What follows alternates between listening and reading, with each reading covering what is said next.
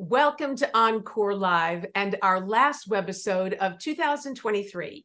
I'm your host, Robin Bell, and on today's show, we're going to be taking a look at the year ahead as we welcome guests who will share their knowledge on manufacturing and marketing to help guide your business in 2024.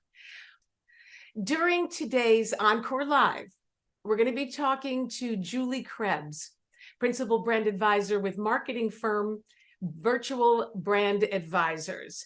Julie shares the top 3 actions companies can take to market themselves in 2024, including identifying what makes your company unique. Julie offers several ways to highlight your unique position through web and social media. Well, with us now is Julie Krebs, Principal Brand Advisor with the marketing firm Virtual Brand Advisors. Julie has always been behind the scenes at Encore Live, so it's wonderful to have her in front of the camera to share her marketing expertise. And actually, she's doing both jobs today. Hi, Julie. Very good to have Hi, you with us here today as a guest. thank you, Robin. I'm excited about this, and also to learn how our viewers can market their business in 2024. Well, thank you so much for having me today. It's pretty fun to be on this side of the camera. I'm like, is this what it feels like to be Robin? Yeah, you're my alter Thank ego, I you. guess. Yeah, All right, thank why you. don't we start by having you tell us about yourself and Virtual Brand Advisors? Yes, thanks, Robin. So I have spent my career in marketing and advertising, and believe it or not, it's been now over 20 years. And back in 2012, if my memory serves me correctly, I was a VP at a large Midwest advertising agency, actually based in Detroit, but I had the office here in Cleveland. And I started to look at my career and say, well, what's next here? What did I want to do in the advertising and marketing and PR space? And I started to look at the network of all of the different contacts that I'd made over, at the time, 10 plus years, whether it was copywriters, graphic designers, videographers, web developers and designers, printers, and realized that I had the makings of a full service agency. But what would happen if you flipped the agency model on its side and actually looked at it from, could you match the right level of expertise to the project at hand, breaking down any geographical boundaries or barriers, and really help companies market their brands efficiently, removing the overhead and working with a small, hand-picked, nimble team that can get the job done right off the bat. And so that is how Virtual Brand Advisors was formed, as a virtual agency structure. Little did we know in 2020, virtual was basically validated. It had been validated by a number of our wonderful clients, but boy, oh boy, did virtual become commonplace. And so now we still enjoy working with that model, especially helping our clients and then enjoying a work-life balance as well. Yeah, you were ahead of your time. At the time. Yep. So companies spend a lot of time and money spending about their products and services. How important is a brand for a company? Great question, Robin. So, the reason why, our organization is called Virtual Brand Advisors is because we try to help companies understand that, everything begins with the brand. And I know that this particular graphic may seem a bit overwhelming to our viewers, but do not be afraid. Because when you have a strong brand identity, and that's more than just your logo, that is what you stand for as an organization. It drives everything that you do. So it will drive everything that you plan for. It'll drive what you say and where you say it, whether it be in a news article, that would be PR if you're working with Roberts Group, or social media on LinkedIn or Facebook or Instagram, whether it's online and you're doing some online advertising like Google Display or YouTube, or even at a trade show, quite frankly. What a better place to highlight your brand first and your products and connect them together that at an event or a trade show. And Robin, that's something that you're certainly quite familiar with, on how the brand and the product world come together on the trade show floor. So that's why having a strong brand is really important, to effectively execute and activate your brand in all of these spaces, where it makes most sense for you at the time.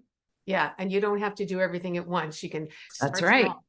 That's Julie, right. how would our viewers think of their company as a brand? Why don't we go to that? Great question. So the way we look at it is, what is your brand? What is it about you that is unique? And when we think of the brand, it's not what you make, it's why you make it. That's what makes your brand unique and uniquely yours. And so I know that, certainly our viewers, this is a business to business audience, but I do want to point out Disney, because I'm going to venture to say that most of us are pretty familiar with the Disney brand. And Disney makes lots and lots of things. So they make princesses, they make, theme parks, they make movies, they, dominate and make clothes for retail.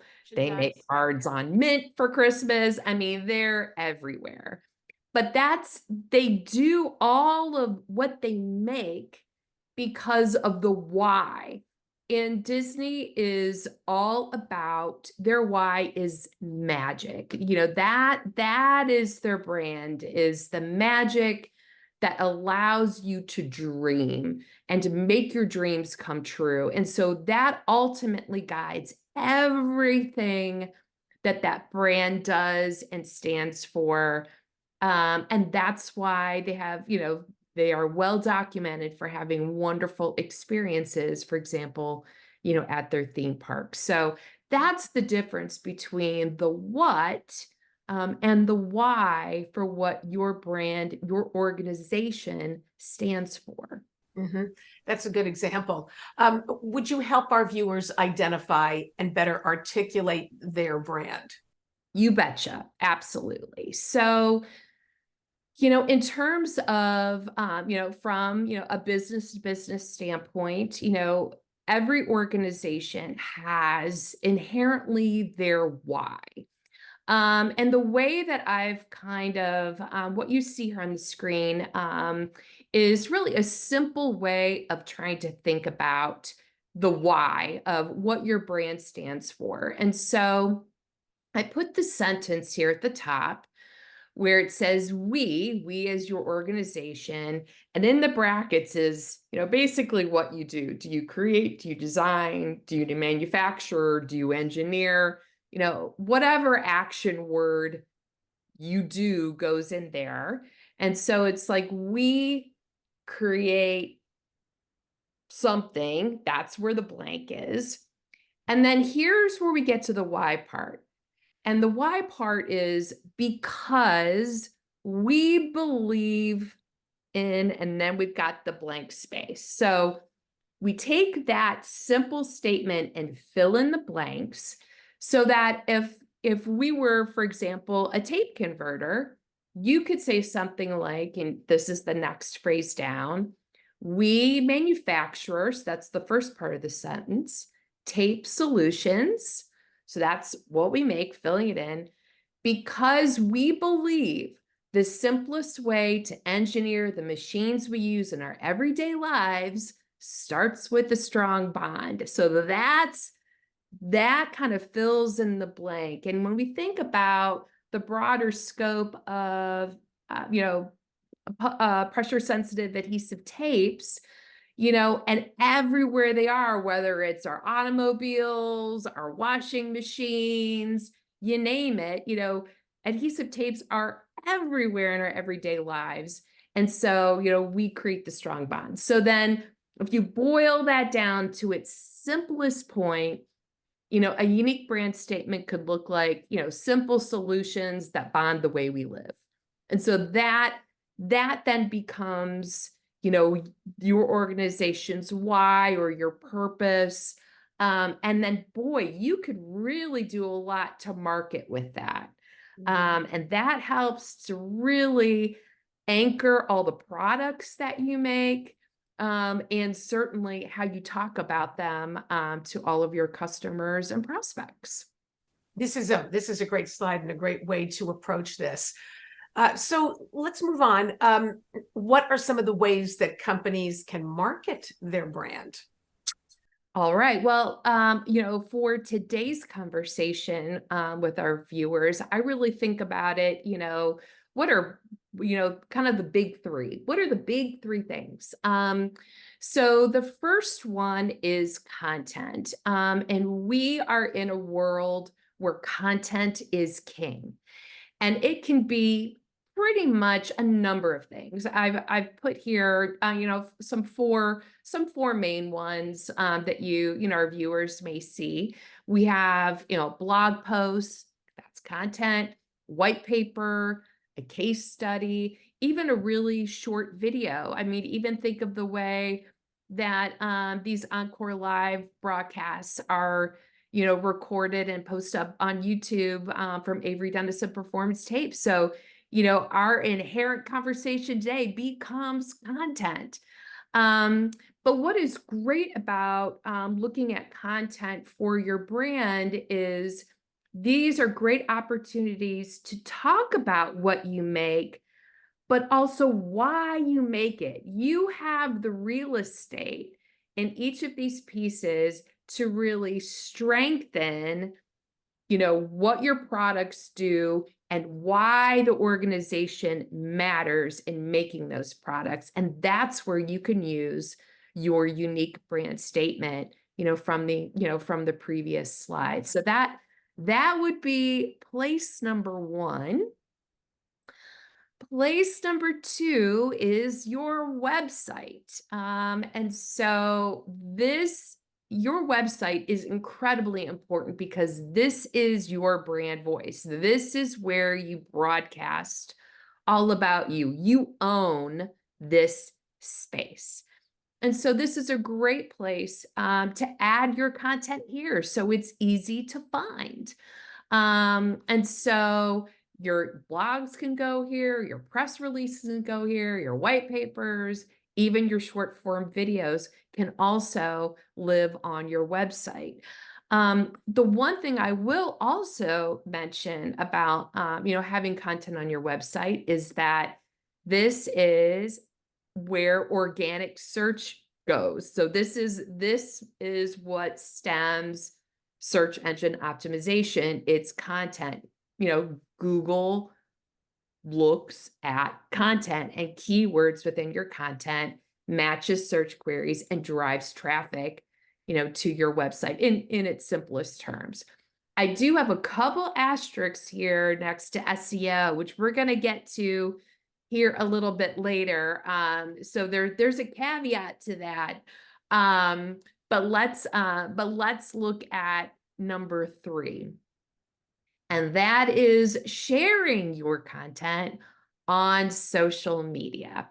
And so social media is great because this is where you can give your website content added reach.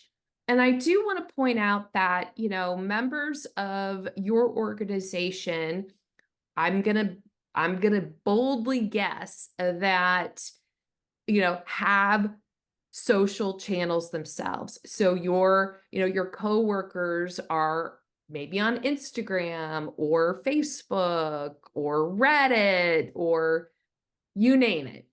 And then you probably have your business channel. So I'm just going to venture and say we'll use LinkedIn as an example. So, there are always opportunity to share your content on both personal and business channels, both organic, which is just, you or your brand posting, or you could actually sponsor your post and put a little money against it as form of paid advertising to really broaden your reach and get more eyeballs, on that content. But social media is still, they all three of these activations, content, website, social media, all work beautifully together. And think about them, kind of as that trifecta, for marketing your brand, in 2024. If you haven't really thought about it in this way. You really are breaking this down in a great way, but this kind of begs the question, how important is it for our viewers to take note of these three recommendations for their business? Thanks, Robin. Well, okay, so I mentioned the asterisks next to SEO. Here it is. Here we go. So I added a couple points. So Gartner is a world-class, extremely large marketing research organization. Gartner Research does a great job of reports and projections for years to come. And so I added the link to really see the full report. But there were 2 points in here that talk about the top predictions, 2024 and beyond, for branded content and specifically marketing, that I thought our viewers should pay close attention to. The first one, that says by 2027, 20% of brands will lean into positioning and differentiation because of AI. That is sort of the big elephant in the room, is generative AI, which is your Chat GPT. So as more search engines, and actually that dovetails beautifully into point number 2, as more search engines start to use AI in their algorithms, and other, users start to just use AI and skip Google all the way, as an example, they're just going to chat and skipping Google. All of a sudden, having branded content, meaning those white papers, those blogs, having a strong brand voice, are going to be incredibly important. And 2024 is a great year to get started and do a little bit of this. So, and this is because you want to make sure that, so AI changes everything. Marketers, we are learning how AI is changing it. But by really taking a look at this now and looking for the content that makes your brand authentic, can help dissuade some of the potential, trust issues consumers have with AI. And I say consumers because we all are inherently consumers. And AI is, going to start to ding organic traffic. So we want to make sure that our content is strong, that, we're not giving away necessarily our content for free. So now maybe what we're doing is gating content. So we're getting more leads and we're understanding who's engaging with our content more. So gating content, having very specific keywords to help really more pre-qualify website traffic. That is going to help kind of balance out some of the projections that AI will have in the marketing and branding world. And 2024 is a great time, for our viewers to get started. Maybe even if you just want to do four things a year, one thing per quarter.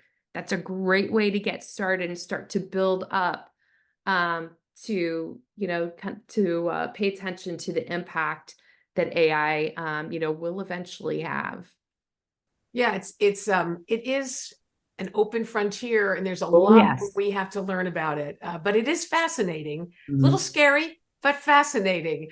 One more question for you, Julie. Yeah. How can our viewers strengthen their brand's content and their messaging? So I will say that, you don't have to do this alone. And there are like-minded brands that, our viewers may already be connected to, where you can combine forces and create something together that you both can promote. And so I have here, here's a great example, Avery Dennison Performance Tapes. So they have a great way of co-branding content. So here is a bonding study with superior felt and filtration. So places where you can combine with companies like Avery Dennison Performance Tapes to really create content together, like a bonding study, a case study, a white paper, a short video, and cross promote them together. That is a great way to strengthen your brand, and get some extra credibility and validity, on the content as well when you're partnered with someone. So, you don't have to do this alone. And Avery Dennison Performance Tapes is an example, can be a great resource to help. Mhm.